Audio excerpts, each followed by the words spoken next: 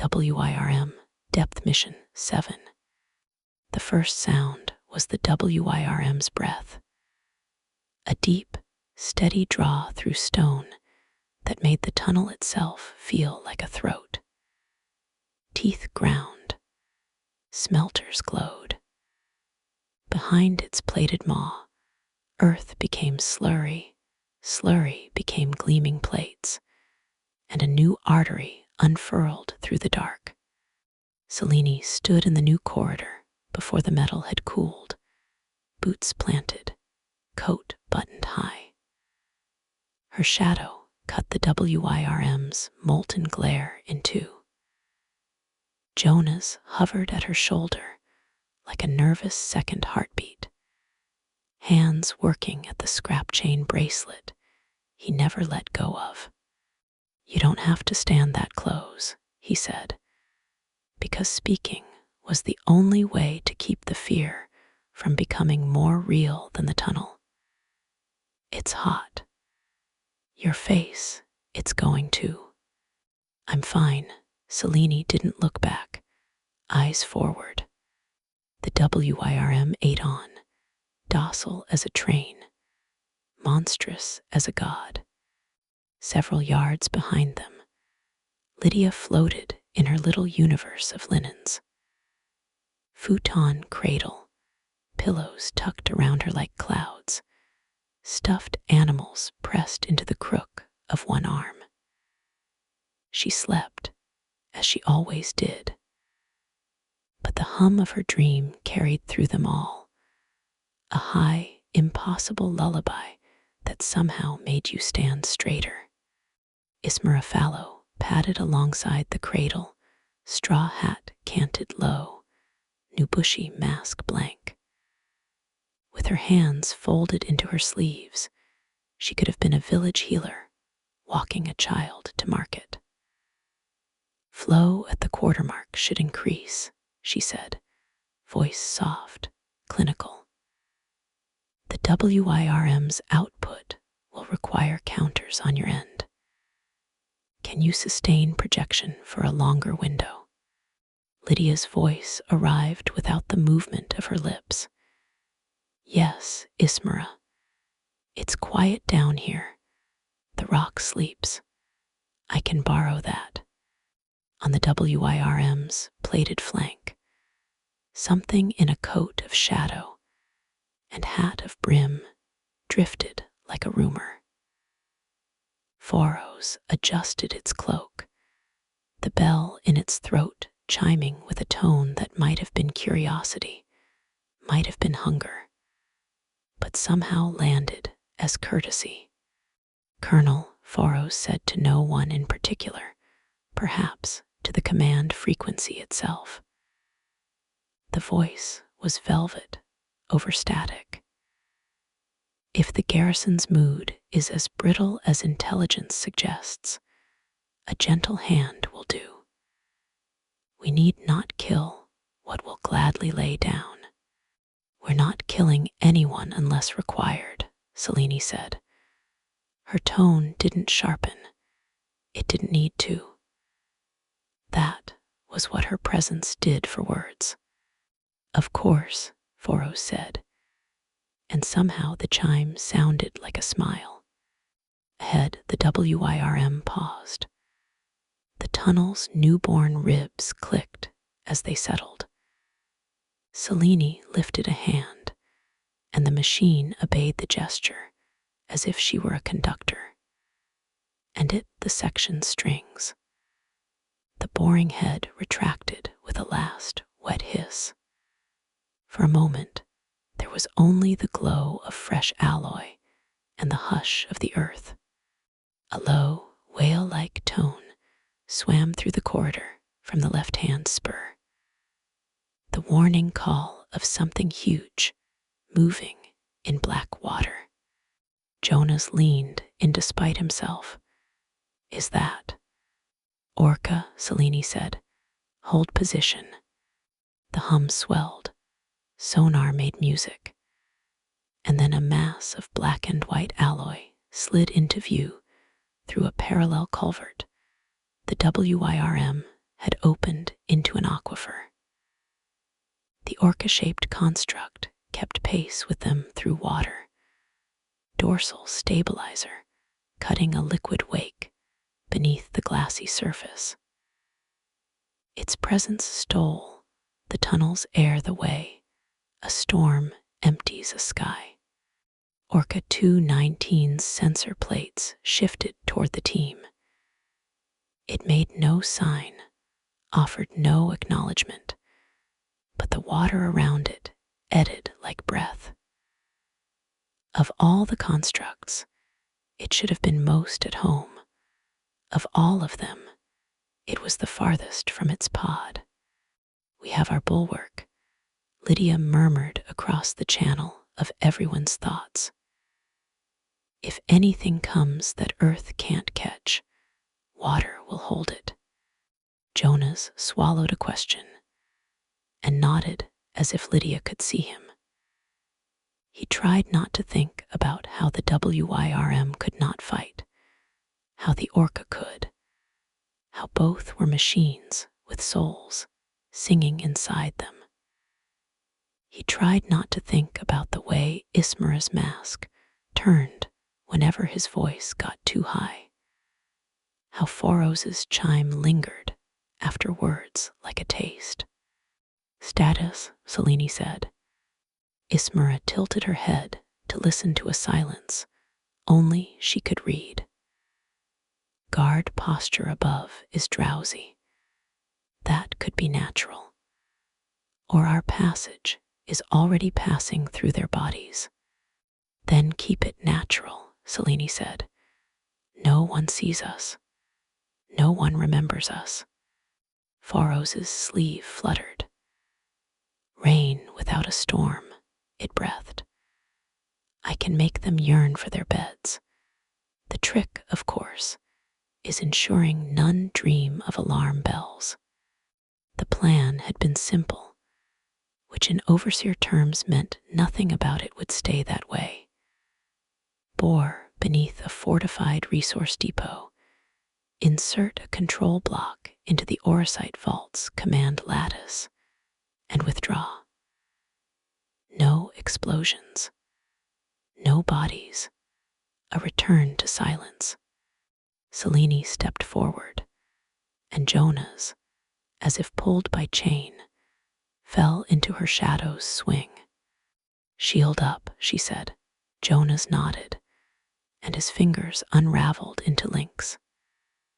His forearm flexed, rippling centipede-like into segments of alloy, hinge upon hinge, Selene's chain waking along his bones. She took his weight into her palm without ceremony, and when she breathed out, his edges brightened with a faint, clean gold. He was a spiked weight, a hook blade, a promise not to be mistaken twice. Lydia's futon drifted closer to the WYRM's head. "I'll keep the air asleep," she whispered into the team's minds, and the corridor seemed to exhale. The WYRM's plating dimmed from molten to moonlight. Even Jonas's fear smoothed, as if someone had set it down on a flat table and pressed the creases out. "Move," Selene said. The WYRM resumed. Stone gave. Alloy blossomed. The tunnel turned and turned again, now by the map in Lydia's dreams, now by the ledger Ismara felt in the bones of those sleeping above. They passed a seam of yetmacy that made Selene's tattoos prickle and Jonas's joints vibrate. The WYRM slowed of its own accord. Lydia's cradle drifted nearer, and without opening her eyes, she sang 3 notes that sank into the alloy like oil into bread. The tremor ceased. "Faros," Selene said. "Yes," the voice replied, already there. "Keep any watchers looking inward." "A pleasure," it said, and somewhere above, a sentry who'd been practicing heroics remembered his mother's soup and the stupid warmth of a market in midsummer, and leaned his rifle against the wall. The WYRM stopped a final time. The tunnel had to end beneath the vault's foundations. The WYRM's mouth sealed, its throat cooled. The only sound now was the drip of old water finding new ways to be itself. "Lydia," Selene said, "your door." The sleeping woman's fingers flexed around a plush toy.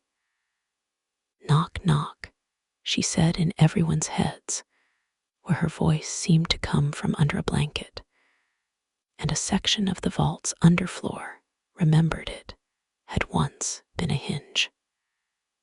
Metal softened. Bolts thought about being unscrewed. A square of earth and alloy turned from barrier to invitation. "Ismara," Selene said. The masked woman stepped forward. 2 engineers, 1 clerk, 1 guard suffering from a heroic fever, all of them within 10 paces of the access point. She laid her palm on the new edge of the world, and her voice fell a half octave. Breath in, breath out. Somewhere overhead, 4 nervous systems agreed. Foros's tone chimed like the rim of a glass. "Allow me," it asked, and did not wait for permission. The vault's duty officers, for reasons none would later be able to articulate, felt the warm, satisfying weight of completion settle on their shoulders. Forms stamped. Tallies tallied. The sense that everything urgent had been handled spread like tea through linen. Selene slid through the opening first. Jonas flowed after her, metal and scar, the chain along her forearm tightening to a whisper. Lydia's cradle hovered at the margin like a moon. Ismara moved at Selene's back, one hand on the vault wall as if it were flesh with a pulse. They entered a room designed to be impossible to enter. Racks of orosite generators glowed with patient blue-green light, the kind that stains eyes and the inside of skulls. Null plates hung like prayer flags. The air smelled of clean metal and winter. 2 minutes, Selene said. Ismara reached for the command lattice, her fingers hovering a hair above the surface. 1 minute, she murmured. Systems are already balanced for extraction. It will accept our key as if it asked for it. Foros stood where no light touched the floor and watched the door not for movement, but for intentions, letting them stack like cards in a hand. Lydia's voice drifted. Hold very still, everyone. There's a dream I can't quite see. Jonas looked up at Selene. You'll tell me if something's wrong. Nothing's wrong, Selene said. Anchor. Jonas shifted steel to diamond for a heartbeat to take the torque, then iron again. Right, he said, anchoring. At the tunnel mouth behind them, the WYRM made a sound like a yawn, held back by habit. The aquifer culvert shivered, slid closer, water bowing around the contour of its jaw. Now, Lydia said, and Ismara set the key. It was the size of a coin, plain as bread. It touched the lattice, and the lattice touched back. For a second, every generator in the room sang the same pitch. Jonas flinched. Selene did not. Connected, Ismara said. She breathed in, breathed out. and the vault systems moved a fraction of a fraction, enough to count the vault as counted, enough to make every shipment henceforth not go where it said it would go. The guard with the heroic fever turned in his chair, saw a door that had not been there a moment ago, and remembered he had been awake for 31 hours. The chair caught him. Lydia's cradle drifted to the threshold, her head turning minutely on the pillow. "Wait," she said, and the word arrived in them like a hand on the chest. Selene stilled. The chain barely whispered. "Something's under the water," Lydia said. "A bad dream. It has hooks." Foros's bell tone warmed. "Ah, company." The aquifer shook. The culvert's mirror broke and reknitted. Something heavy hammered the water from below. Not the orca's weight, but a different rhythm, like a heart made of hammers. Selene looked to the culvert. Jonas felt her grip change and became hook and barbed weight without being told. "WYRM," she said. "Seal us." The WYRM obeyed. Plates slid. The tunnel mouth narrowed to a coin breath. From the black water, a shape surged too, then 3 civilian dredges repurposed into kill engines, welded with scrap. Their spiracore hums wrong and raw. Raiders, or a district that had learned the wrong lesson. They knifed for the opening. Orca 219 hit the first like a door closing. The impact shook the WYRM's ribs. The raider dredge folded upon itself with a shriek and sank. The second whipped past, jaws like rebar, and bit the sealed lip of the tunnel. Teeth sparked. The third came on silent and fast, as if it had been thinking for this. Lydia did not open her eyes. "Dot," she said gently to the water. "Hold still."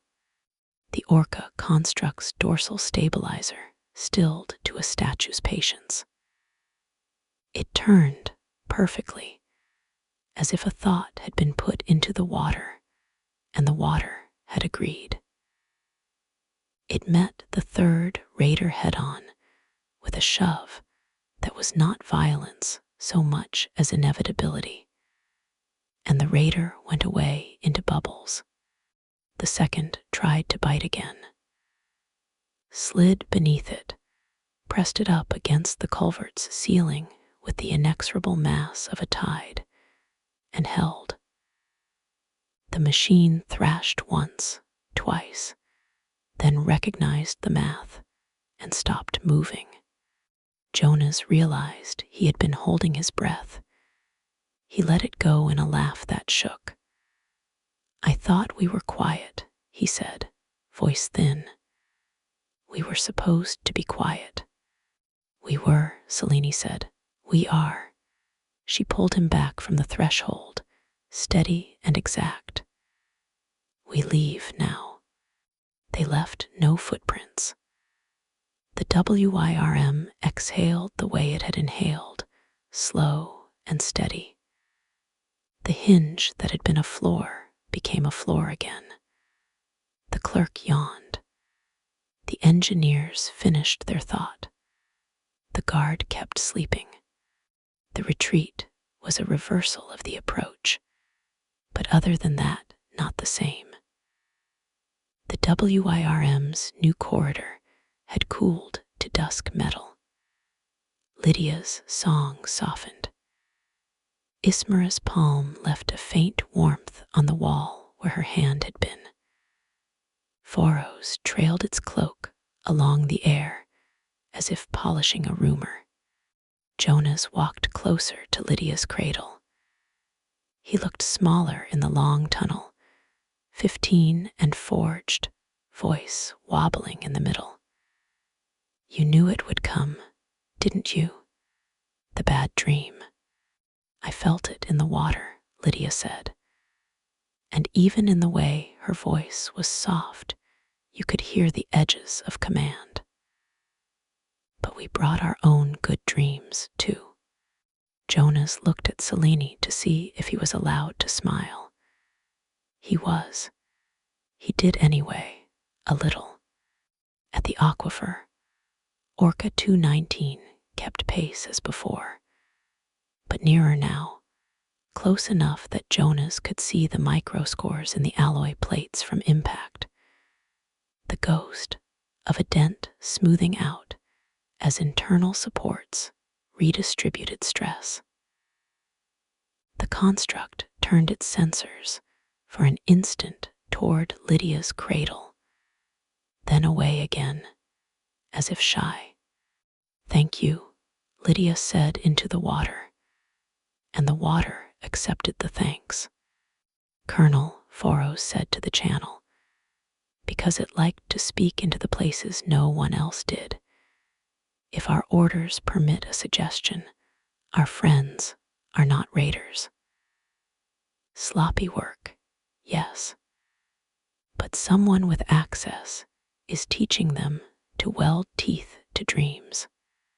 Noted, Selene said. Foros said, pleased that it had been heard.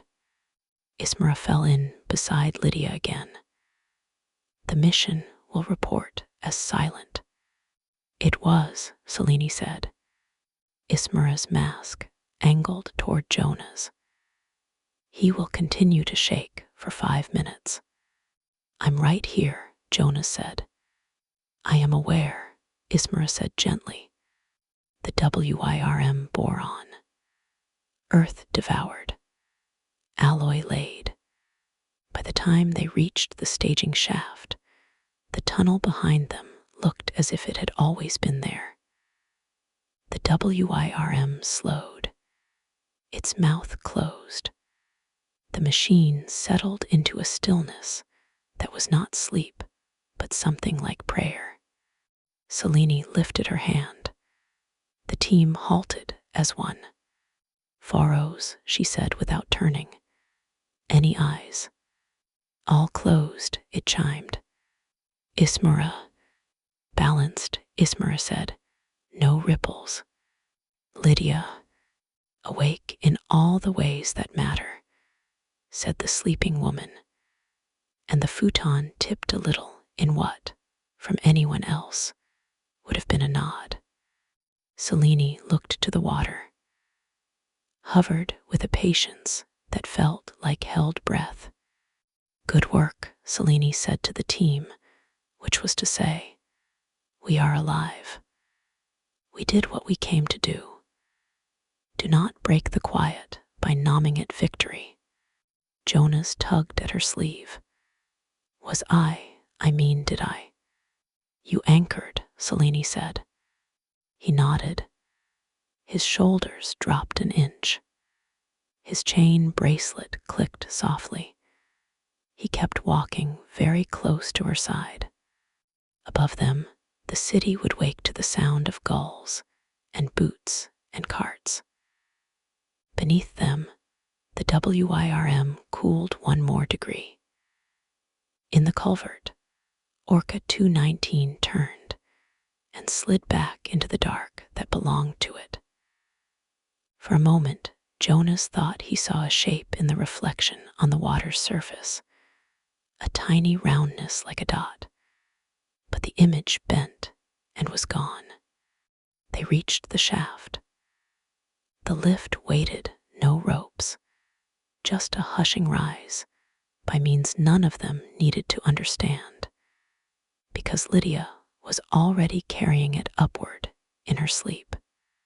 Before they ascended, Foros spoke, voice light as the breath on a blade. We make a good others, I think, it said. We should be other together more often. No one replied to that. The lift moved. The tunnel fell away like a story being folded on the shelf. When they reached the surface, the morning had already begun to pretend it had always been morning. The seal closed over the shaft's mouth. The field beyond wore its due like a badge. Somewhere, a bell rang for work. Somewhere else, a child laughed at nothing. The world, faithful to itself, continued. Selene stepped out first, coat high, eyes level. Lydia's cradle drifted into shadow and stopped, as if stories didn't have to end, but could pause and wait. Ismera's hat took the sun and turned it into a quiet.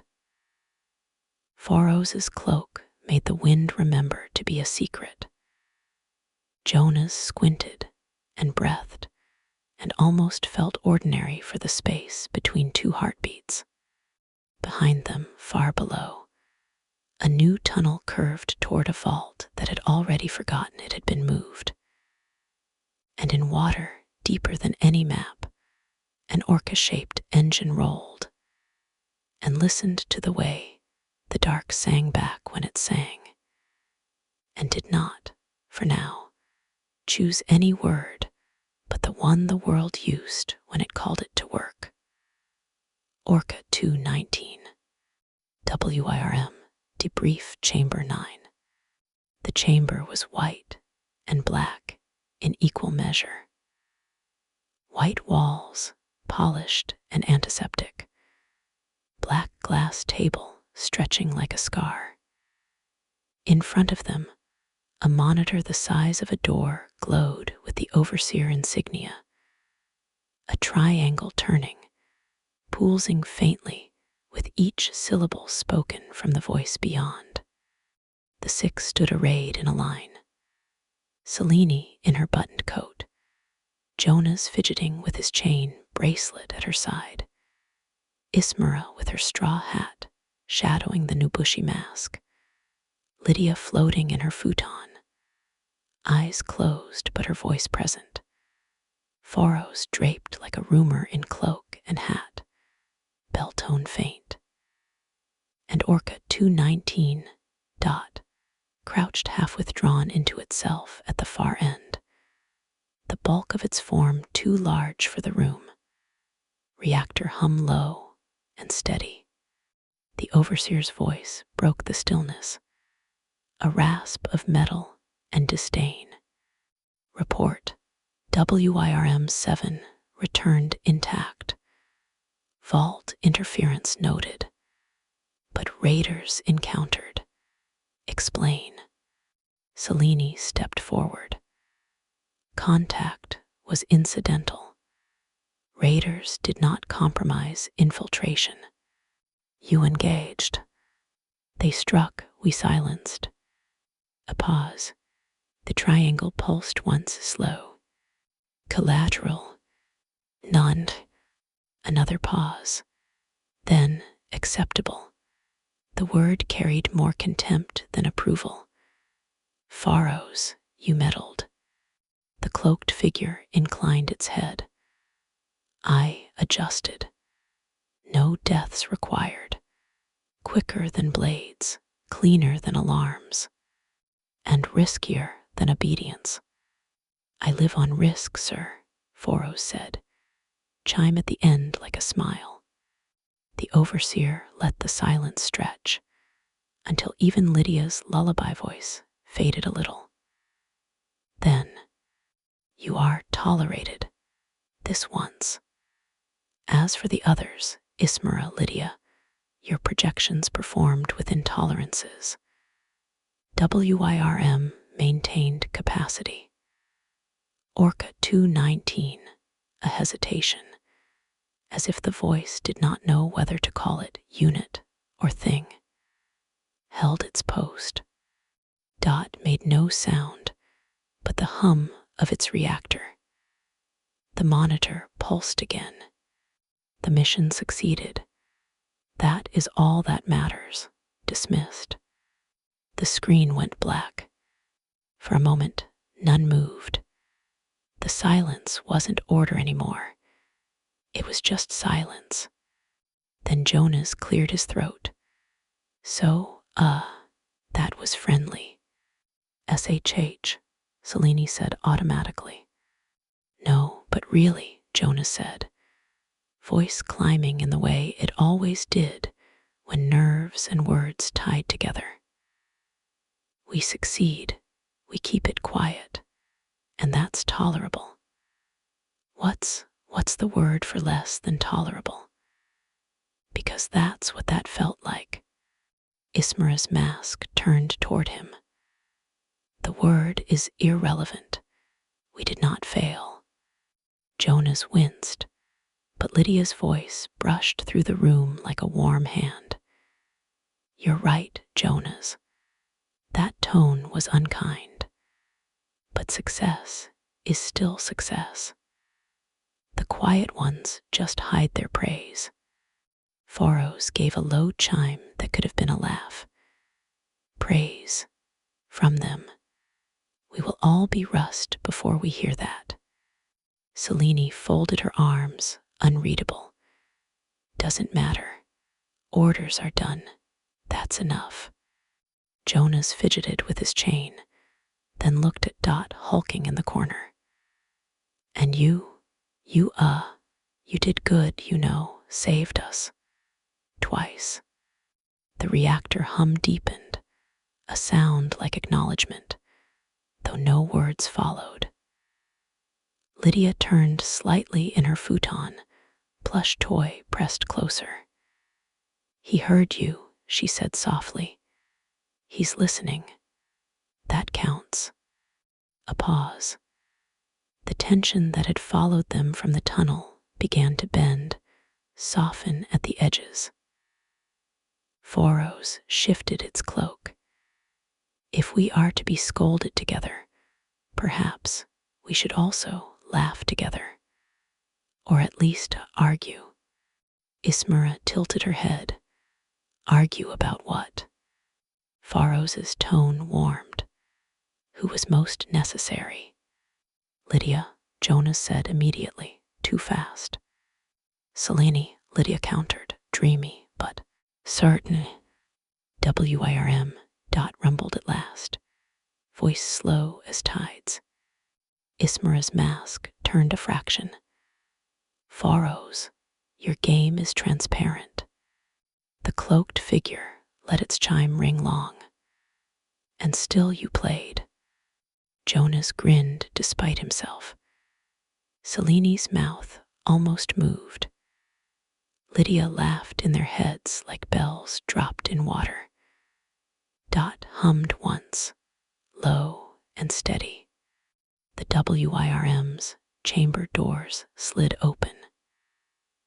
They stepped into the dim corridors of Tatorus, still together, still a shape of six, where once there had only been separate shadows. Jonas glanced back at the others, chain bracelet glinting.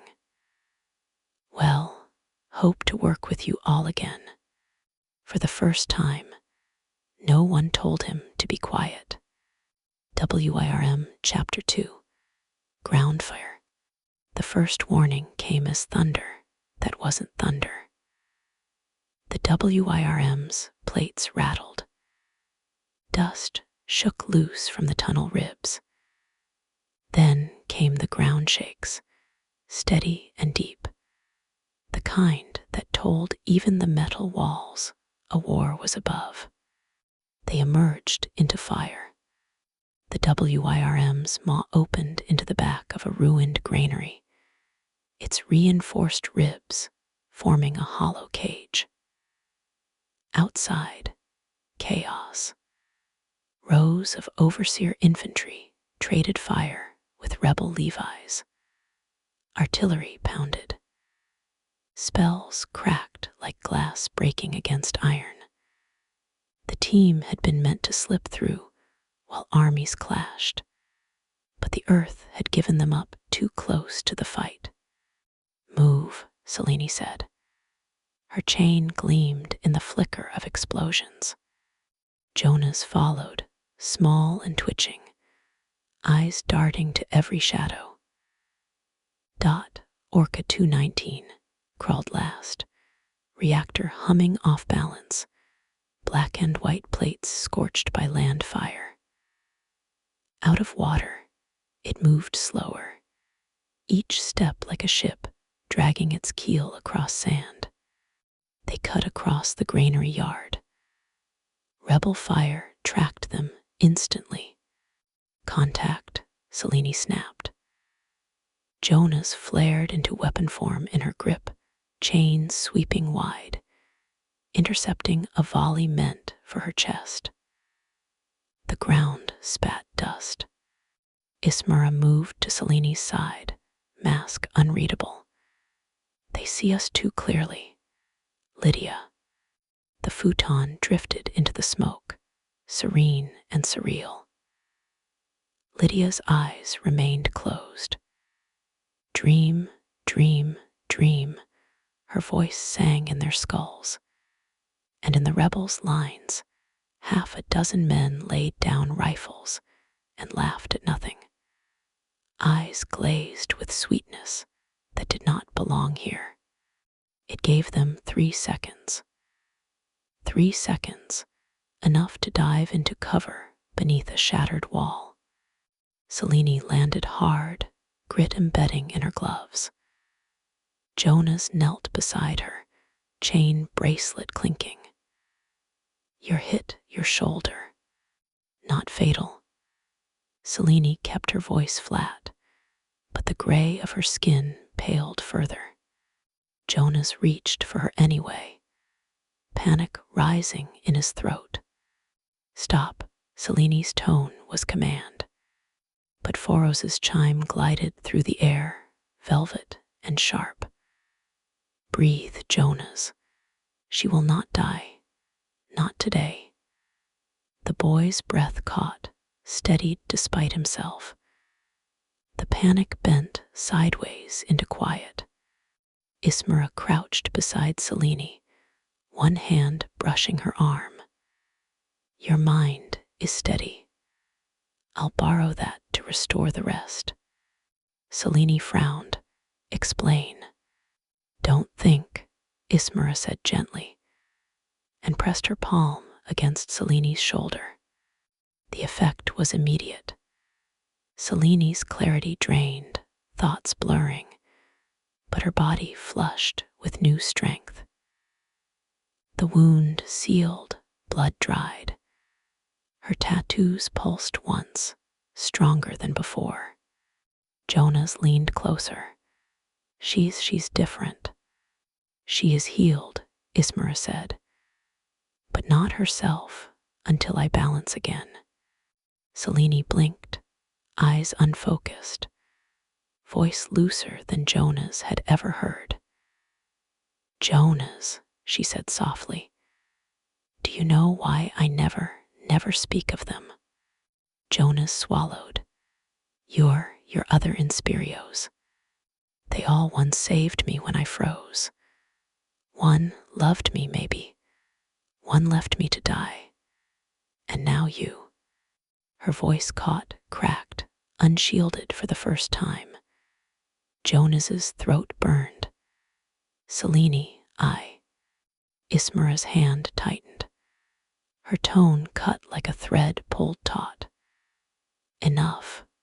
She withdrew, and Selene's gaze snapped clear again, expression stone. Jonas shut his mouth. Selene adjusted her grip on him as chain, her face unreadable. The moment was gone, erased like chalk under rain. "Up," she said, "we're not finished." They pressed forward through alleys and burnt courtyards, Dot dragging behind, reactor hum faltering. The Orca construct was too large for the lanes, scraping walls, leaving grooves in cobble. Its head dipped once, plating sparking.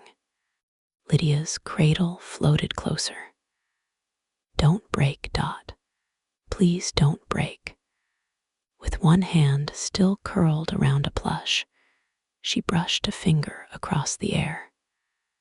Sparks of dream stuff clung to Dot's plates, patching fissures with golden filigree. It wasn't repair, but it was enough to keep the orca moving. The target depot rose ahead. A command post dug into a hillside, overseer vault stolen by rebels and repurposed. Its gates burned with wards. Jonah's, Selene said.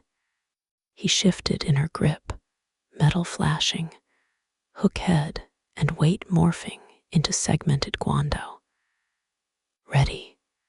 Selene surged forward, chains slicing through the wards with practiced arcs. Ismara's hand pressed to the wall, leeching strength from the defenders above. Faros slipped past the gates like a shadow, his voice already dripping into the guards' ears. So tired, so safe. Lay it down.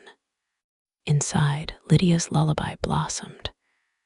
Sleep, sleep, sleep. Bodies slumped before the fight began. The depot was theirs in minutes. Dot collapsed against the outer wall, reactor flickering but stable. Selene wiped soot from her gloves. Jonas pressed close, chain bracelet clinking, eyes on her shoulder. She gave him no words, only a nod. WYRM, debrief chamber 9. The chamber was the same. White walls, black table, glowing monitor. The overseer insignia pulsed, but this time the tone that followed was different. Mission complete, vault secured, rebel forces scattered, casualties, none among assigned unit. Selene stood straight despite the faint tremor still in her arm. Jonas fidgeted, but held his ground. Ismara bowed her head once. Lydia drifted in her futon, smiling faintly in her sleep. Faros inclined his cloak. Dot crouched in silence, reactor dim but alive. Efficient, effective. The overseer's tone almost warmed. Approved. The monitor went black. Jonas exhaled shakily. That was almost praise. Faros's chime lingered, light as glass. Almost, which is more than most ever earn. Ismara tilted her hat toward Selene. Balance restored. Selene gave the smallest of nods. Lydia's voice drifted like the edge of a dream. Hope to work with you all again. For once, no one disagreed. WYRM Chapter 3. Shore Leave. The beach stretched wide, pale sand cutting against dark water. Overseer banners fluttered at a dock nearby, a reminder that this was no free coast. But today, the 6 had been given leave. Selene sat with her boots half buried in the sand, coat folded beside her. Her gaze followed the horizon more than the people. Jonas was at her side, ice cream dripping down his hand faster than he could eat it, his grin untamed. This is the best, Jonas said around a mouthful. Seriously, no chains, no fighting, just sugar. You're getting it all over yourself, Selene said. That's half the fun, he shot back. A few feet away, Ismara Fallow sat cross-legged on a towel, Nubushi mask tilted toward a small mountain of sweets, hard candies, sugared bread, bright taffies. Her hat shadowed the rest of her, but every so often, Her hand moved delicately, precise, lifting another morsel. This is balance, Ismara said quietly. Sweetness traded for silence. Lydia was different here. She wasn't curled in her futon, wasn't adrift in endless sleep. She was awake, sitting with her legs folded beneath her, the sun warming her pale arms. She laughed, actually laughed, when Jonas tried to juggle his ice cream and dropped it in the sand. Jonas, you can dream anything, she teased. And you chose to dream ice cream onto your lap. Worth it, Jonas said, licking his wrist. Foros stood under the shade of a palm, cloak draped neat, wide brim hat low. They did not eat, did not drink, but their bell-tone voice drifted over like the tide itself. You are all interesting when not sharpened into blades. One could almost mistake you for ordinary. Almost, Selene muttered. Dot lay in the shallows offshore, half submerged, black and white plates gleaming under the sun. Its reactor hummed slow, steady. Not resting, but not at war either.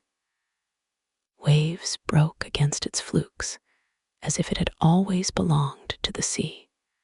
They talked first of work, missions past, near misses, the way the WYRM shook under bombardment, the echo of psionic pressure above ground. Selene spoke little. Ismara spoke evenly. Lydia softened every sharp memory with humor. Jonas exaggerated every detail until Selene cut him down with one look, and he laughed at himself. Then, as always, Foros guided the current sideways. You work, yes, but you also are. The bell in its throat rang faintly. And I wonder, what is it to be when not ordered? The words caught them differently. Lydia tilted her head, the sunlight on her hair like something from a painting. To be, it's this, awake, talking, laughing, breathing. Foros's tone sharpened, curious. And when you sleep, Lydia, you float, body curled, eyes closed, strangers staring as if you were a saint on an altar. Do you feel them? The smile left her lips. I know they watch, some with wonder, some with hunger. I don't like it, but it's part of the uniform. If I let it, it could be ugly. She plucked a seashell from the sand, holding it up like a token. So I don't let it. Jonas shifted, looking at Selene, then away. You really had to ask that. Of course, Foros said gently. Questions unwrap truths. And you, Selene, Jonas. Selene's eyes narrowed. You wield him, he clings to you. Do you see each other as tool and wielder? Or, the tone chimed softly, as something else. Jonas froze, his ice cream forgotten.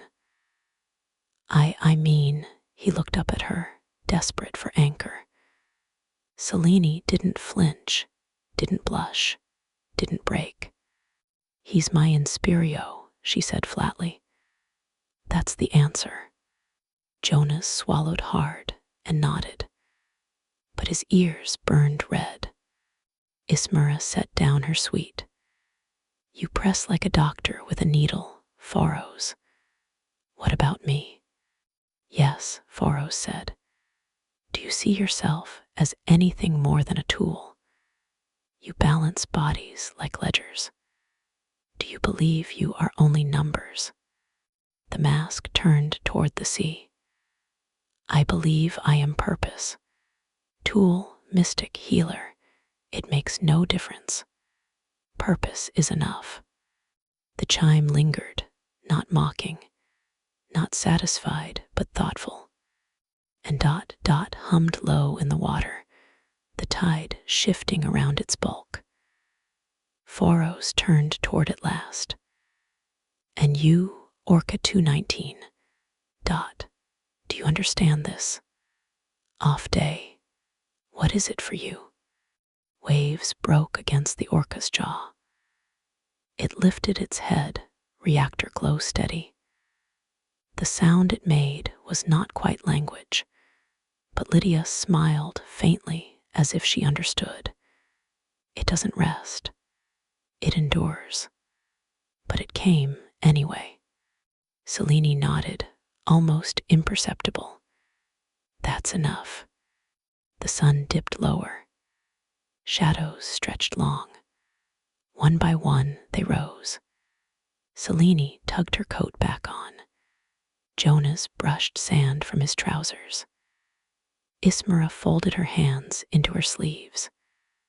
Lydia sank into her futon, not asleep, but thoughtful. Foros adjusted its cloak, bell tone echoing once.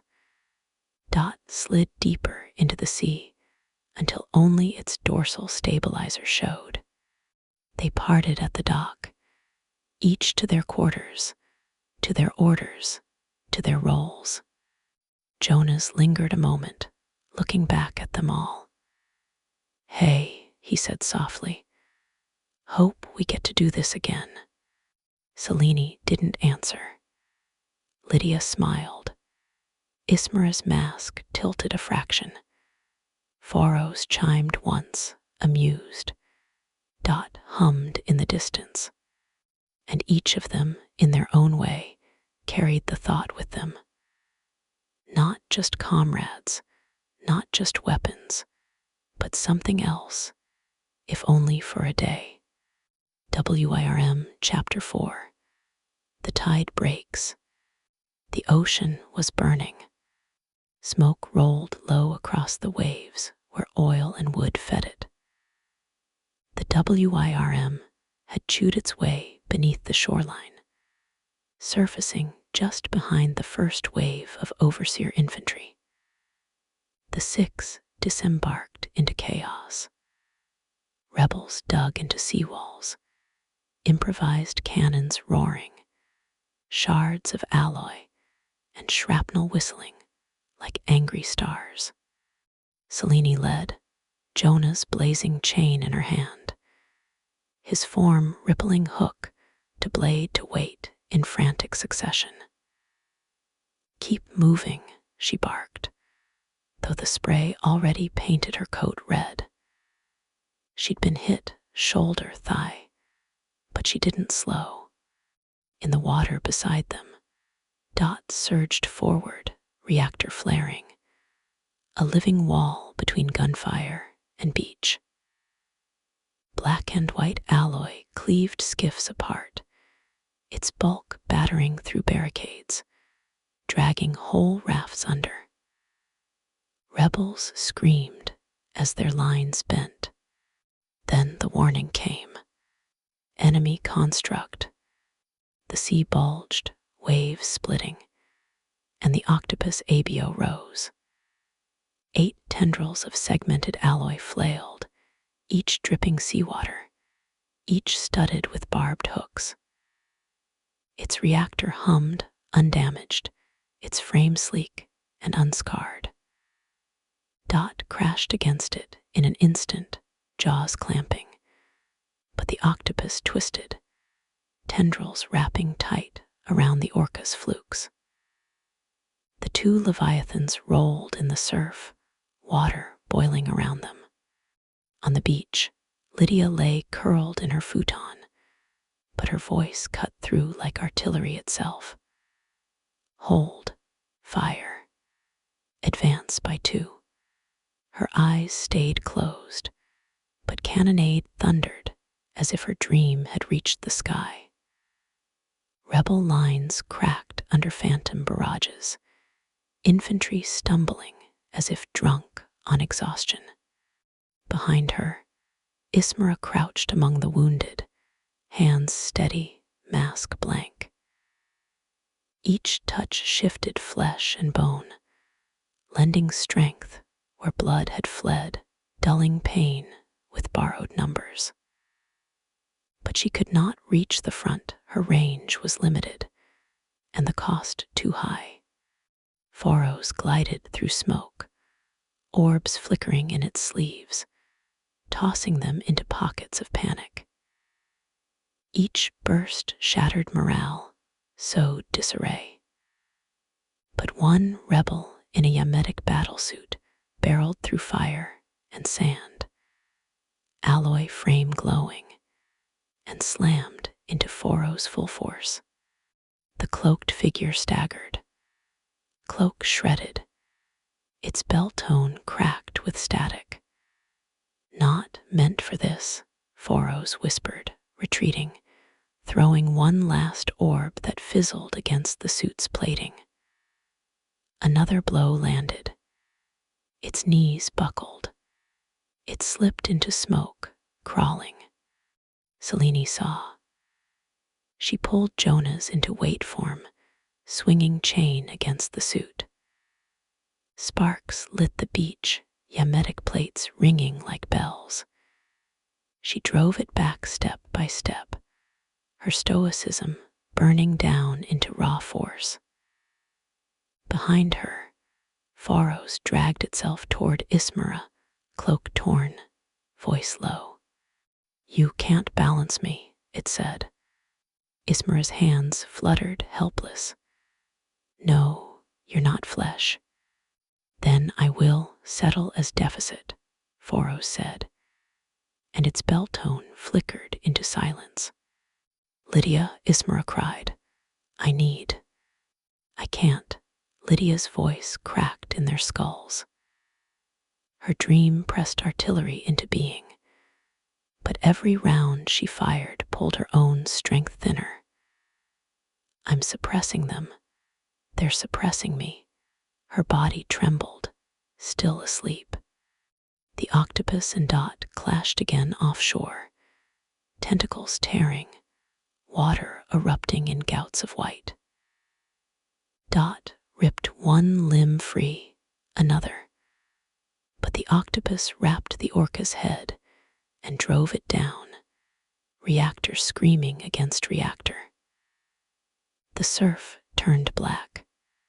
On shore, Selene fought like a machine, chain flashing, her tattoos glowing concentric rings. But her wounds dragged, her strength fraying. Jonah's nearly dropped from her grip, reverting to his halfling form mid-swing. He stumbled forward, ready to run to Dot. "No," Selene snarled, gripping him by the wrist. Her face was pale, her breath ragged. "Anchor." Jonah's froze, shaking, but obeyed. Offshore, Dot's reactor flared brighter the orca tore free of the octopus, ripping 3 tendrils away with its jaws. The octopus shrieked with alloy and collapsed sideways, but Dot sank with it, body flickering. For a heartbeat, the beach fell silent. Dot, Jonas screamed, but Selene's grip kept him grounded. Ismera's hand pressed against his back. "Focus," she said, but her voice was quieter than usual, almost kind. The octopus floated, reactor dimming. Dot's bulk rolled back, battered, leaking sparks, and went still. The team staggered together. Lydia's futon drifted forward, her lips moving soundlessly. Foros lay powered down against the sand. Selene bled openly now, shoulder drooping. Jonas trembled with rage and grief. Ismera whispered numbers against wounds until her own voice cracked. Hours later, when the tide had pulled the wrecks back to sea, and overseer banners rose over the broken seawall. The count was made. Casualties, none, Lydia whispered to the command line, though her own eyes stayed closed. But damages severe. Foros did not stir until they were back at base. Dot rumbled awake on the repair line, reactor sputtering but alive. Selene sat in the recovery ward, coat off, stitches tight across her shoulder. Jonas brought her a soda, and for once, she didn't refuse it. They drank together in silence, fizz loud as artillery. Across the room, Ismara unwrapped a sweet while Lydia sat beside her. "You gave too much," Ismara murmured. "You too," Lydia answered, smiling tired. Jonas laughed suddenly, soda spraying. "We look like we lost." "We didn't," Selene said. "Felt like it," Jonas muttered. Foros's bell tone drifted from the cot where it had powered back up. "Victory is sometimes survival." They chuckled, even Selene. Even Dot hummed, low and steady, though its plates were still cracked. And then, shockingly, impossibly, the Orca construct spoke. "I am here." The room froze. Jonas dropped his soda. Lydia smiled wide. Selene's eyes widened, the tiniest fraction. Foros's chime caught in surprise. Ismara inclined her mask. "Dot," Jonas whispered. "Yes," the Orca said. Its voice was deep, like waves breaking on rock. "I am Dot." For the first time, they were not 6 strangers forced together, but 6 who had been through fire and water and still stood. They sat, battered, laughing softly, sharing sweets and soda, trading fragments of stories they had never thought to tell. And when the call came to the meeting chamber, white walls, black table, glowing insignia, the overseer's voice declared, "Adequate rest. You are required again soon." The monitor shut.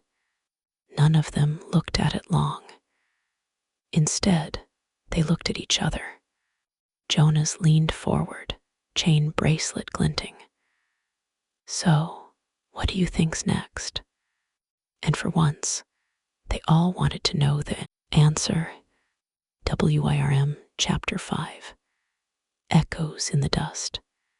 The assignment was small, at least on paper. Clear a rebel cache hidden in a canyon settlement. Overseer infantry would sweep from the west. The 6 were to strike from beneath, collapse tunnels, cut supply lines. It was supposed to be simple. The WYRM chewed through sandstone like it had through soil and stone before, its throat glowing dim. Selene stood at the fore, coat buttoned, jaw tight, eyes drawn more tired than usual. Jonas, chain clinking between his fingers, talked too much in the close dark, about how the air smelled like old coins, about how the WYRM's hum felt like his ribs shaking.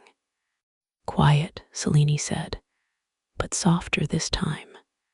He shut his mouth, then grinned at her anyway. "You'll miss it when I don't talk." "Unlikely." Behind them, Lydia drifted awake in her futon, eyes half-lidded, but not shut. Her voice brushed them all like a breeze. "He's right, you know.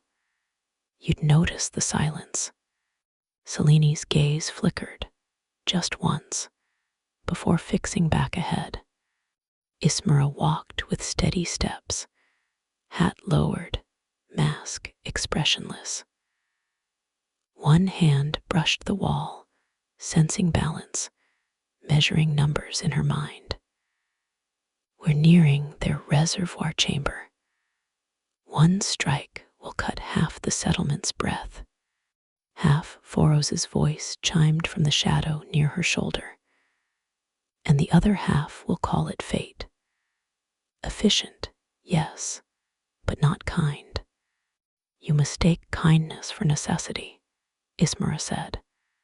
And you mistake necessity for self, Foros murmured. Dot followed in the rear, its bulk scraping the WYRM's bore. Reactor hum low, battered plates still unrepaired.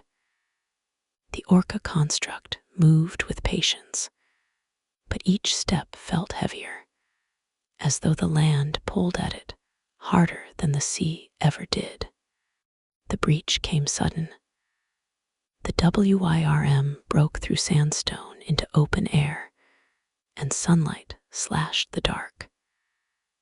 Ahead lay the canyon settlement, mud brick walls, smoke rising, shouts carrying.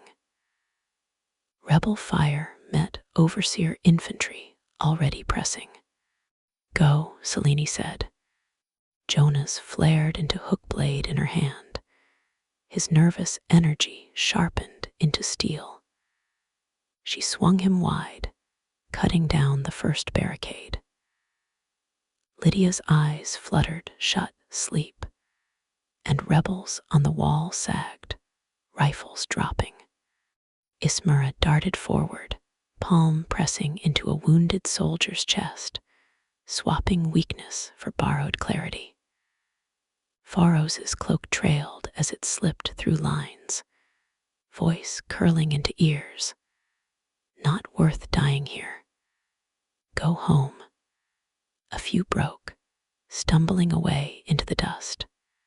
Dot surged from the tunnel, its mass shattering the canyon's edge. Rebels screamed as its jaws clamped onto a supply tower, tearing it down in sparks and wood splinters. For a moment, the field bent their way. Then the mines went off. Improvised charges hidden in the dust ripped the ground open. Shrapnel hissed, cutting through infantry ranks. One charge tore against Selene's side, knocking her down hard, blood bright against pale skin. Jonas cried out, nearly breaking weapon form, but Selene snarled, "Anchor," and forced him back into her grip. Dot staggered under another blast, reactor humming out of rhythm. It held its ground, but the canyon wall cracked beneath its weight. Foros flinched, cloak burning where shards had struck. Its chime wavered, static-laced. Clever, it hissed. Ugly, but clever. Lydia strained in her futon, sweat beading on her brow. Stay asleep, she whispered into the air, her dream pressing like a tide against enemy rifles. But each order drained her deeper. Ismara dragged Selene into cover, her hand pressing against the wound. Constitution for clarity, she murmured, trading, balancing. Selene's breathing steadied, but her eyes blurred, her thoughts sliding loose. I froze once, Selene murmured, voice strange. First battle, he died for me. Jonas trembled, steel softening. Selene. Ismara's voice cut sharp. Not now. She pressed harder, numbers shifting. Another blast shook the canyon. Dot roared, not just reactor hum, but sound, words bent out of alloy. Hold. The octopus abio was not here this time, but the ghosts of it hung in every tremor. Hours later, the dust settled. The cache was destroyed, rebels scattered. Overseer flags climbed the canyon walls. In the aftermath, the 6 gathered in the shade of a half-ruined wall. Phoros powered low, cloak singed. Lydia leaned against her futon instead of in it, awake but pale. Ismera unwrapped another sweet, her fingers deliberate. Selene drank water with stiff motions, shoulder bandaged. Jonas sat cross-legged beside her, sticky with blood and dust, chain bracelet twined tight around his wrist. Dot crouched apart, reactor humming faint but steady. Jonas cracked a soda can and passed it to Selene. "You'll say no, but..." She took it, drank, said nothing. Lydia chuckled softly. "That's a yes, Jonas." Phoros's bell tone drifted from the shadows. "Interesting, isn't it? 6 strangers. Again and again. Not accident. Overseers assembling." Ismera tilted her head. "And for what?" Dot rumbled. The words came slow, deep, shaking the sand. "To endure together." They all turned. Even Selene's hand stilled midlift. Jonas grinned, wide and shocked. Lydia's eyes softened. Phoros's chime rang bright with something almost like joy. The silence that followed was not sterile, not commanded. It was chosen. WYRM, Debrief Chamber 9. The chamber was the same as always. White walls, black glass, glowing insignia. Mission complete. Rebel cache destroyed. Resistance scattered. Adequate. The overseer's voice carried disdain still, but less of it. Perhaps even satisfaction. "Rest. You will be called again soon." The monitor dimmed. The 6 stood beaten, bloodied, tired, but together. Jonas leaned forward on the table, grinning through split lip. "So, when's next?" No one answered, but none of them walked out alone. WYRM chapter final. The 7 shadow. The sea turned black, where the blood thinned in it. Waves carried tatters of red banners, and shattered hull wood, slumped shapes rolled in the undertow, bumped the shoals, vanished, returned. The beach itself looked chewed. Craters pocked the sand. Pylons bent like ribs. Bunkers peeled open to show their concrete marrow. Screams carried strangely across the water here, like gulls. And under it, all the metal lungs of engines, wounded, breathing short. A transport door blew its bolts and slammed down. Selene was already there, already moving, already turning the darkness of the hold into a corridor of silver. Jonas in her hand was a coal sickle, then a guandoarc, then a hooked weight a heartbeat later. The chain sung in perfect circles that cut the air into slices. The first rank of rebels had just enough time to see her eyes, pale rings brightening, 0 emotion, before she walked through them like a metronome through silence. A step, a cut, a catch, a pull. A step, a split, a shove, a drop.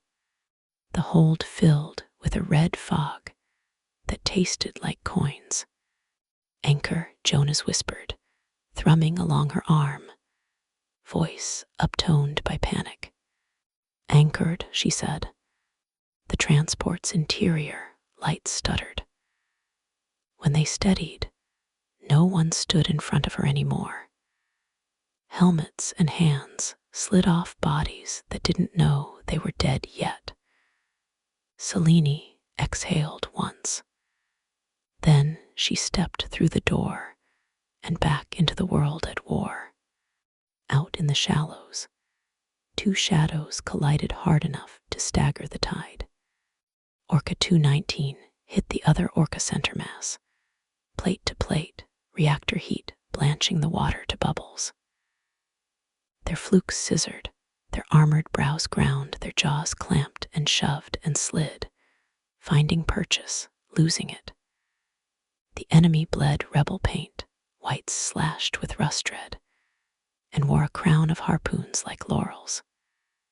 219 was scuffed and dented and burning from a seam along the keel.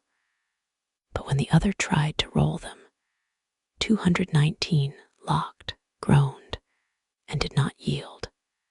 A bare ABO, bulk like a barge, slammed a shark ABO sideways in a rolling hug. The shark bucked, bit, spun. The bear stayed on, head under its jaw, great arms crushing. A falcon harried a lobster, talons screeching over chitin, wings beating shockwaves. The lobster snapped with a sound like a vault door closing. A boar tried to trench run the surf line, took an artillery shell to the flank, and died grunting reactor whine, softening to a winded wheeze. Farther in, a jellyfish ABO wobbled onto sand, its tendrils falling like curtains that whipped and killed everyone beneath them, regardless of flag. Left two, Jonah's warned. Selene slid, caught a pike between hooks, twisted the man on the pike spun, and struck down his friend with his own haft. She never looked at faces. Her world was motion and geometry, and the rhythm of killing, precisely enough to live. Above the dunes, the sky was stitched shut. Lydia stood with one bare foot crooked against the other, toes curled into sand, as if pretending it was a futon's quilt. She was awake this time, hair pinned, uniform real, but the way her head was tipped, the way her eyes were half-lidded, made the light around her look tired. She breathed out, and artillery dreamed into being, a line of ghost iron tubes blooming out of nothing along the ridge, angled like drawn eyelids. Their first volley landed miles out, white flowers bursting on two rebel destroyers. She lifted one hand, a second volley, then a third, and a fourth. With her other hand, she shaped the air into a dome, glass clear and humming, catching the high arcs of counterbombs and laying them gently into the sea like eggs. Around her, other endohemic worked in shattered rings, a man with telekinesis who plucked slugs from the sky like gnats and flicked them back wrong way, a bookwitch whose volumes spun with the air of a librarian furious at noise, each page a different spell. The first died with a neat hole through his forehead. A finger snapped, a light went out, the books dropped like stunned birds. The second died with both hands clutching his side, and his lips still shaping words that would never arrive. Lydia's mouth trembled just once. The cannon line did not. "Where is he?" someone asked near her shoulder. She didn't answer aloud. Her voice came like a lullaby into the link all of WYRM heard. Faroes. Absent. The field is worse for it. The field agreed. Ismara moved like a doctor at a chaotic clinic, fast, sure, and never where the next shot would land. Her hands were catalogs of bodies, and every touch was a transaction. Here, a rebel's quadricep paid into another's forehead until that head popped like an overripe fruit. There, a shoulder's strength rerouted into a heart already failing, and the heart swelled with a brave last effort that tore it. She never smiled.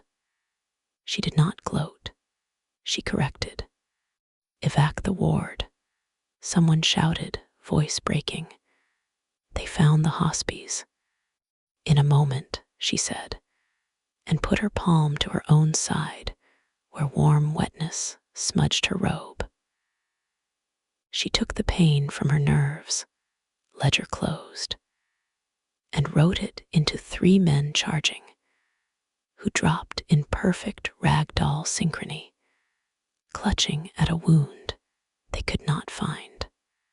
A hammer barrier took a jellyfish lash to the chest and folded wrong. His Inspirio spat herself back into a girl, shook him hard and fast like shaking would wake him, then went still with her forehead on his armor. A sniper round took the top of her head. For a moment, it looked like she'd shrugged, and then she lay down with her cheek against him and did not move again. Jonas felt Selene flinch. "Anchor," he said, softer. "Anchored," she lied. 450 hours earlier. The transport shuddered when it hit the dock's teeth. Orders barked. Lights went white-blue. The ramp yawed. 100 voices rose at once, and none of them mattered. Selene counted exits, then counted again. Jonas peered around her hip, wide-eyed. "Why so many?" he asked. "There's everything. Other squads, crates, suits, tanks. Are we building a city?" "Day work," Selene said. "Don't think." Behind them, Foros stepped lightly down the ramp, cloak folded neatly, hat's brim pitched to obscure his slit-thin eyes. He said nothing. He felt like silence feels when you know it is hiding something. In the crush of disembarkation, he turned his body the shape of a gap and was simply not there anymore. Arrived by barge, slid off in a slow prayer, water cupping the plates. Ismera walked the lip of the quay and spoke softly to Lydia about bread and salt, about sleep and whether talking to the bones. They sat later in a wide hall that used to be a fish factory and now was a war room. The smell of brine that no paint ever kills, the ghost of scales. Others packed the benches, units, with WYRM's shape, but not its faces. Jonas looked up once. "Where, Fa?" "Quiet," Ismera said gently. "Begin." She thought it anyway. "Where?" Lydia stood against the back wall, not floating, hair-pinned. She felt the room, its nerves, its brittle edges, and kept her hands folded so she wouldn't build anything by accident. The briefing began. It was all tunnels and timetables and names that would be dead by night. "Present." Selene's step faltered. Jonas felt the hitch of it like a caught breath. Then a scythe's edge wrote a straight line through the world, and a rebel construct fell in 2 halves that didn't know how to die together. The man who carried the scythe was tall and light on his feet, dressed in the same black and red spine-stitched kit Selene wore, but looser, as if he slept in it well. His Inspirio was a girl Lolita bows, boots, a dress that made her look like candy, and she clung to his shoulder like a startled cat. The blade hummed lazy in his hand, as if amused. "Good?" he asked Selene. "Fine." She lied through a jaw that wanted to lock. Gibbon, Jonas said from her grip, relieved and bright. Helfu. Gibbon bent, scooped Selene like she weighed less than armor and grief, and ran for the rear. It should have been a tide turning. It was. The enemy simply grew new teeth. On the line with the ABOs, the bear found the shark's throat at last, and made a good animal sound while he worked. But a crab's claw clamped the bear mid-howl and dragged him sideways into a grinder of tentacles and railgun rounds. 219 saw none of this, or saw it only as changes in the pressure on their plates, because the other orca was still there, still laughing with reactor heat. A shadow fell. A maul barrier flew across the foam, landed on the enemy's brow plate with the ease of a dancer, swung down with both hands, and crushed the world to cold coolant spray. You good, 219, the barrier shouted as she rode the thing down. Her nameplate flashed as she pivoted off. Finna. The tool in her hand flashed as it shifted shapes and tones and confidence. He's fine, her Inspirio sang. And then Finna was gone again.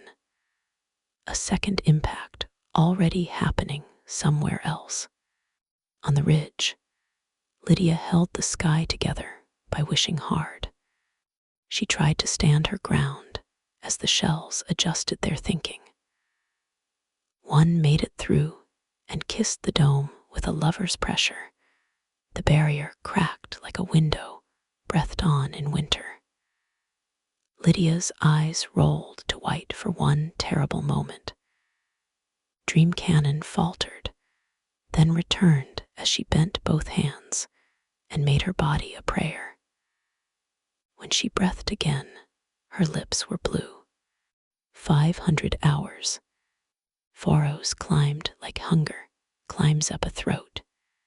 He moved along piping and overhead beams, turned his limbs into straight lines that knew angles intimately, and paused at every corner as if listening to a song only he could hear. He reached the high office with its red glass and its maps arranged like stained glass saints, hung above the floor a while as if undecided, then melted down from the ceiling in a sheet, and remade himself as a polite man who wears a hat. The commander did not startle. He had the kind of face that had forgotten how. You, he said, and then, report. Furrows did not answer. He made a line with one finger across the table's sand map, smearing roads into a thin, elegant wound. When he spoke, it was too soft to be called a voice. Do not separate my squad. The commander tried to chuckle on.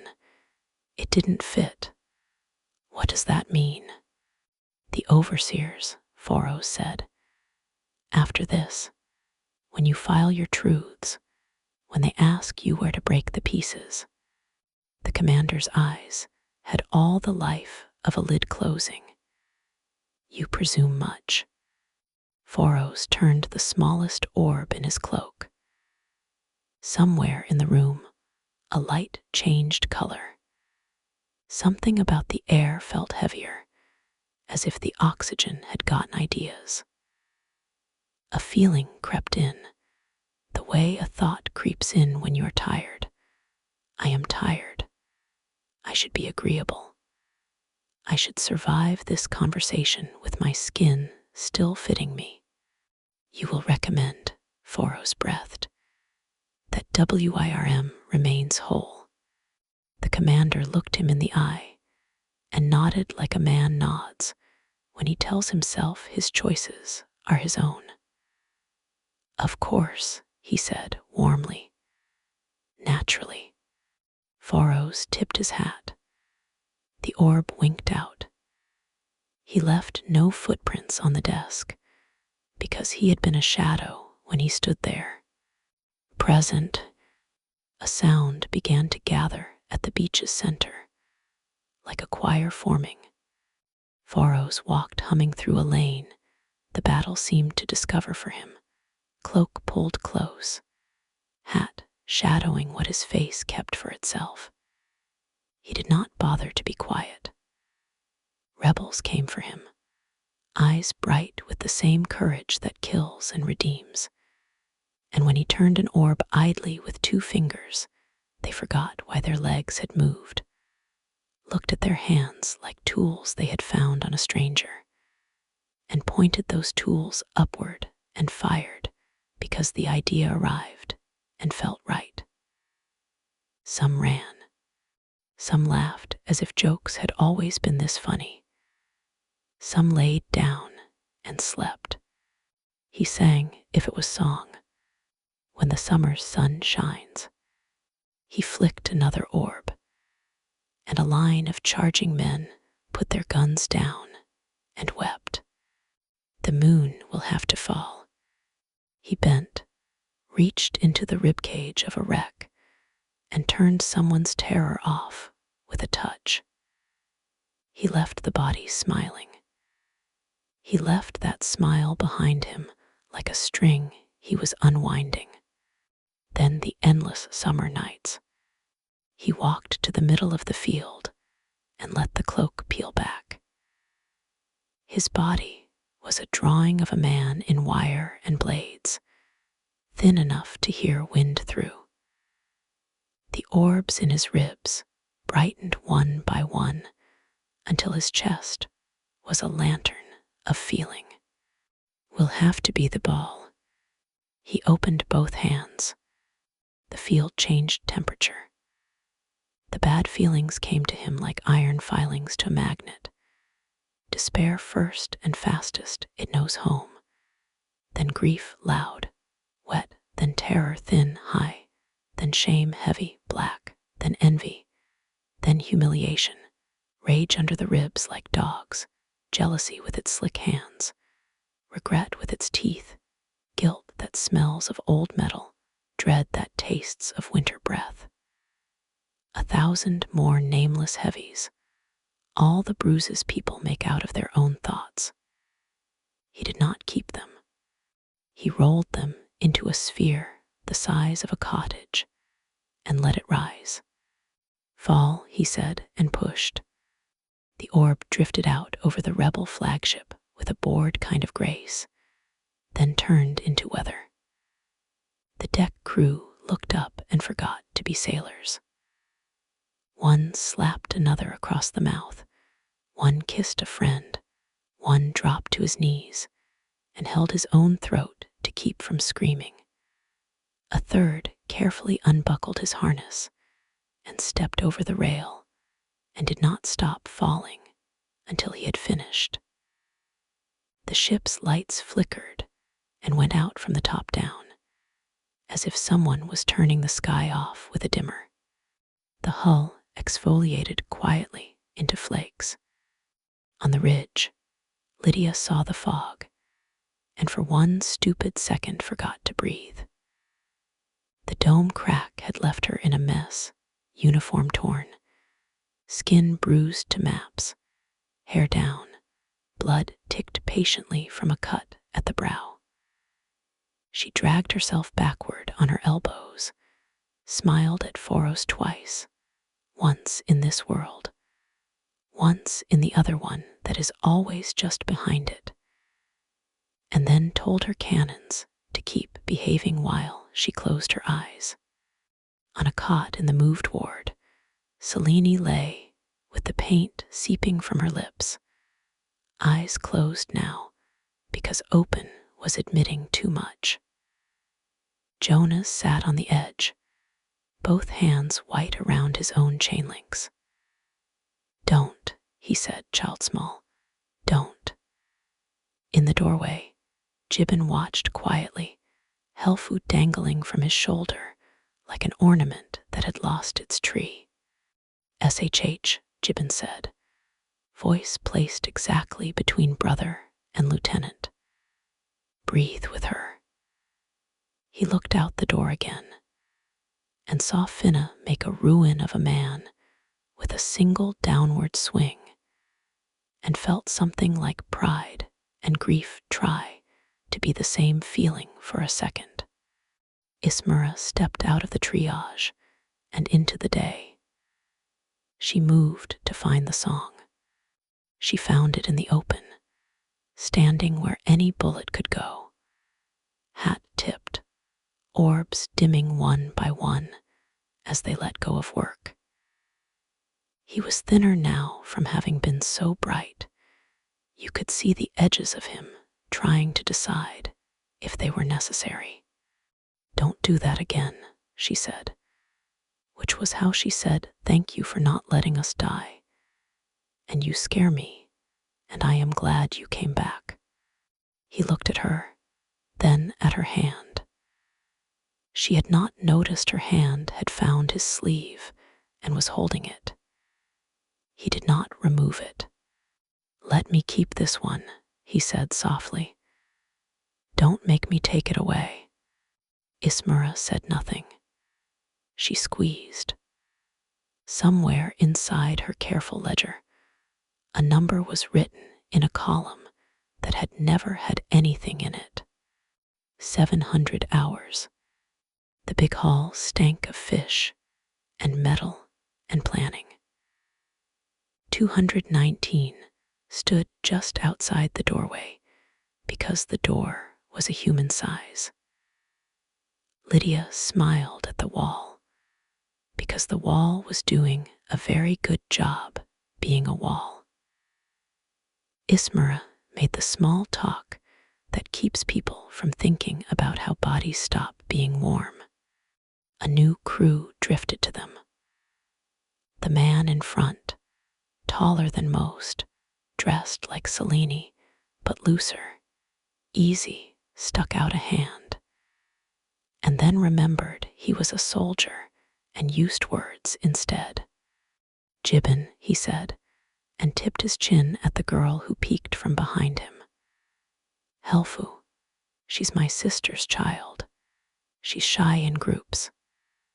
Helfu looked at Jonas like children look at children, and then at Selene like children look at wolves. Jonas waved with a hand that wanted to be a chain. Helfu hid less. Long work, Gibbon said to Selene, glancing at the map boards that looked like infinity. You hold lines. I cut them. Between us. We survive, Selene said. Elsewhere in the hall, a bear abio spoke in low vowels to a falcon that could not eat even if it killed something. A boar preened its tusks in a reflection it made out of boredom. A drone in tidy armor stood with perfect posture, and perfect nothing behind the visor. A book mage quizzed the telekinetic on ethics, as if ethics meant anything yet. Orca 219 stood very still and listened to the plating of the room flex as the temperature changed, and tried to remember if that noise had ever meant anything else. The bear rumbled without looking over. You know when you know, he said to 219, who had asked nothing aloud. Follow that. Ismera scanned the ceiling and the doorways and the absences. Where are you, Faros? 8:30 hours. Jonas and Helfu laid their weapons between them and named them like cats. This is Hook, Jonas said, but he becomes 3 hooks if you ask him, and each one is called something else. This is Tail, Helfu said solemnly, but only if Uncle says so. If he doesn't, it is a mistake, and mistakes are swords that cut the wrong people first. Gibbon and Selene spoke the language barriers speak when no one is watching. You will go forward. I will hold if you fail. I will be here. If I fail, you don't. Lydia and the book mage talked like two different libraries hum at night. Ismera stood close to them and far away from everything else, and counted the seconds without meaning to. Back to the present, the crash slows, the sea unclenched. Men remembered to be men and not feelings. The jellyfish stopped moving, and the wind remembered to blow. Teams dragged the tide, triaged the torn. Abio carcasses were split into parts, cores lifted with care, and the reverence given to holy items and bombs. Engineers with long brooms pushed the battlefield into piles. The beach looked briefly like it would one day be sand again. Phoros sat at Selene's bedside and spun little orbs that clicked like marbles. He set the quiet ones near her temple so sleep would be deeper and free of teeth. Lydia watched him from the next cot, eyes milk soft with exhaustion.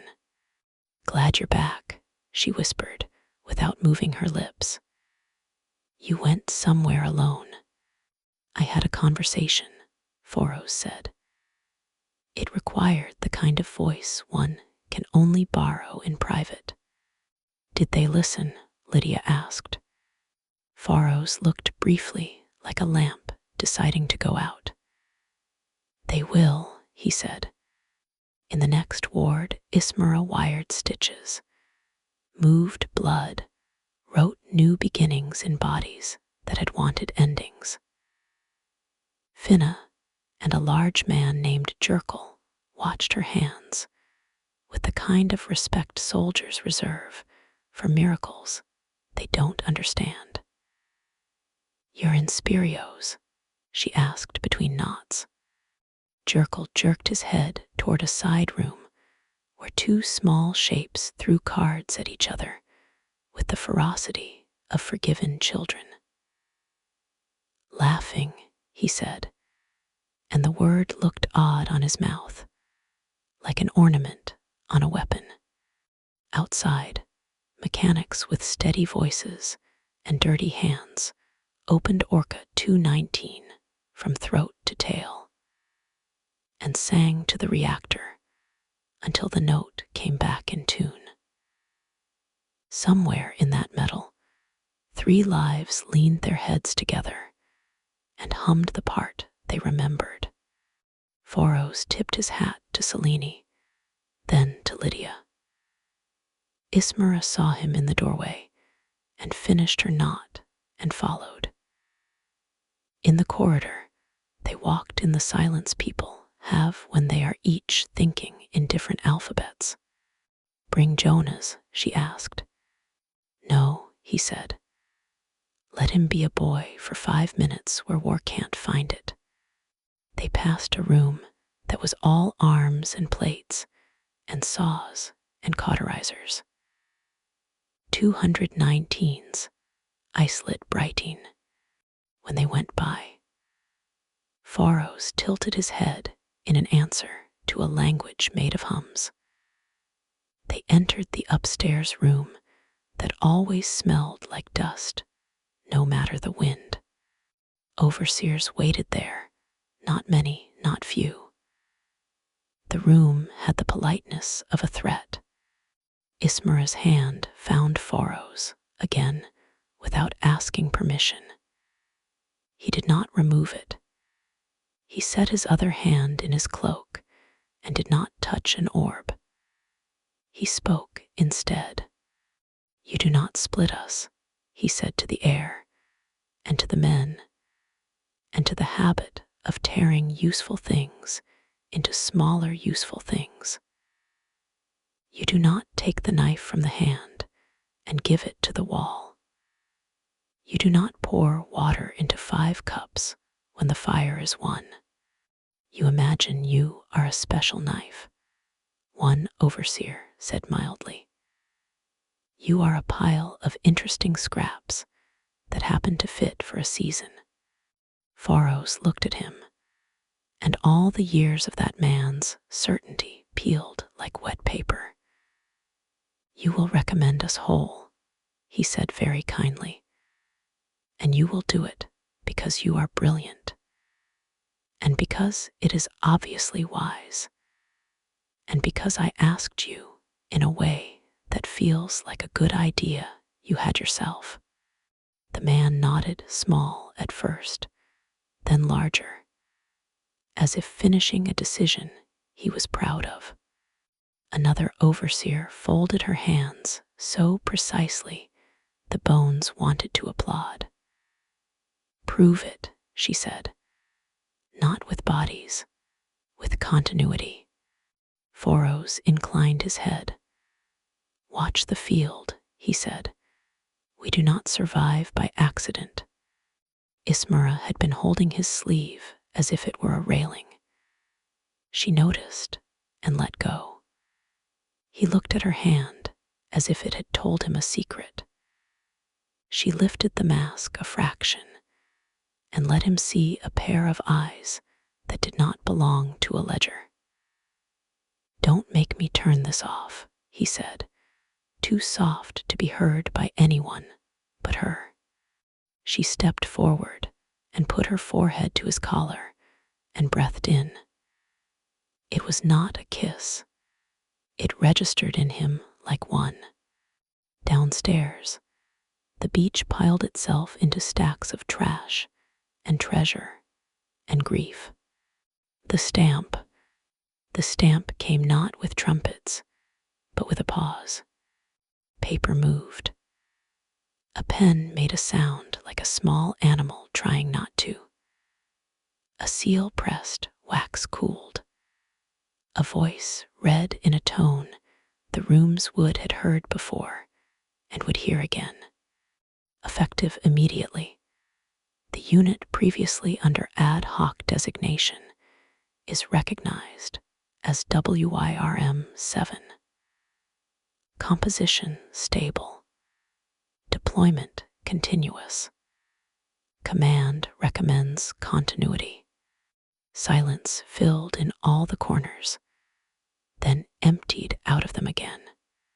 The other thing, earlier files. A tower of files is a kind of city if you squint. Faros stood at the foot of it and read street signs. He read Cellini and Jonah's like one reads an old book one had not opened because the ending hurt, and discovered there were pages you had missed that were gentler. He read Lydia Morwin and whispered, "Feel as much as you dream," and the paper turned something in him that might have been envy if he knew how to keep a feeling to name it. He read Orca 219 and came upon a redacted block, thick as tar. 3 lives made 1 life, not wailing. He smiled with half of his mouth and would have kept moving, but the building shook, a hand at a door somewhere, the thunk of boots on a stair. He took his own file because secrets are things you should keep when you can, and a random one because chaos is a tool, and he put them with care in a folder that he left in perfect neatness on a desk that would be noticed. He left as a line leaves a page, up, clean, and through a seam that did not exist until he needed it. Men came in later with the smell of decisions on them, and found the mess gone and the folder very present, and read the words as if they were thirsty. The telling, "Come," Foros said softly. Ismara had not let go, but the hand had become companionship and not anchor. They told them in rooms that were too small and in corridors that were too loud. Cellini listened standing with 2 crutches and did not alter her face. Jonas bounced twice, and then remembered the cot, and looked at it, and said sorry aloud to it, and Selene lifted one hand and put it on his head without looking, and he forgave himself. Lydia floated in a very slow circle and smiled in everyone's mind with the relief of a fever breaking. 219 hummed so low you could mistake it for an engine idling. The mechanics looked up as one and felt, for a beat, like they worked on a thing that loved them back. Days later, Selene came down the ramp like a blade that had been sharpened and then put away properly. Jonas hovered at her knee, saying he would carry the crutches, then that he would carry her, then that he would carry the whole ship. Selene said no 3 times in a row, and the 3rd time she almost smiled, and he took that like a medal. Lydia drifted in on a breeze she had remembered to create for herself, bandages tucked into the neatness of her clothes, hair pinned back into order, face soft with the kind of tired that makes you gentle. Ismera arrived at a run and did not notice until she stopped that she had. Foros stood at the bottom of the gangway, turning an orb the size of a pearl between 2 fingers. "Are you intact?" he asked, like a man asking if the house still stands, or only insisting. "Both," Selene said, honest as always. "Rest on the way," he said. "Now," Jonas said, mutiny sparkling. "On the way," Selene repeated, and that, too, was almost a laugh. Ismera produced a folder with the neatest corners in the world. "Advance crew," she said. "We go first. Others follow." Lydia's smile touched it like blessing. 219 eased huge and careful into the cradle that would be their ribcage on the road. People swarmed the WYRM's belly, carts of crates, coils of cable, mathematicians, cooks, the kind of scientists who talk to machines like dogs and get answers. Friends 219 hummed, words slow, vowels long. Family. Both, Foros said again, and let the pearl go. It did not fall. It became a memory and joined the rest.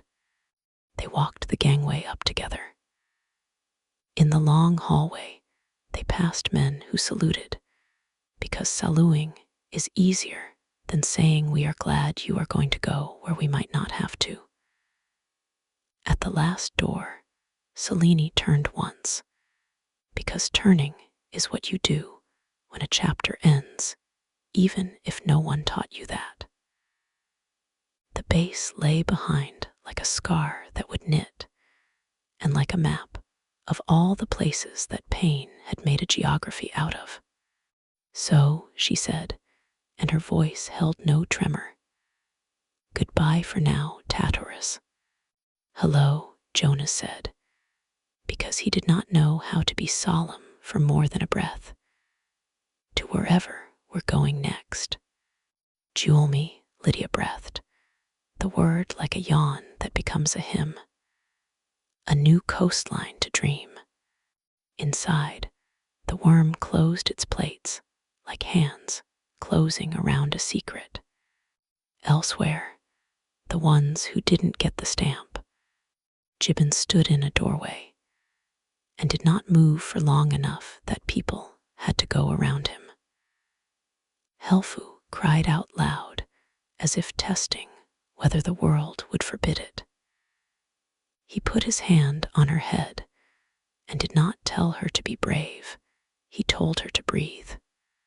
Finna and Jerkel held each other like people learning to be old.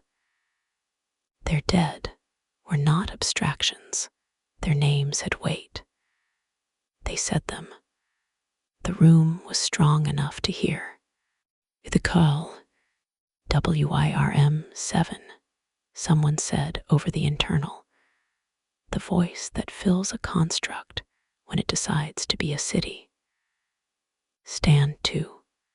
They found places that were theirs now, hooks and pillows and benches and wells of light. People in lab coats and hard hats clipped themselves in. The world outside narrowed to a doorway, the shape of a horizon. Ready, Foros said, and it was not a question. Ready, Selene said. Jonas looked at the others, and at the long hall ahead, and felt something that might have been fear if he had been alone. And because he was not, it felt like being awake. Ready, Lydia sang into all their heads, then fell asleep without falling. Ismara checked her hands and found them steady and let them be. Vibrated from keel to brow in a note that the hull took up and amplified until the worm sang back. The back gate sealed. The great machine leaned forward like a swimmer taking a breath. Somewhere above them, the light thinned and doubled. Somewhere below, old rock thought about letting go. To the new lands of Juelmi, they said together.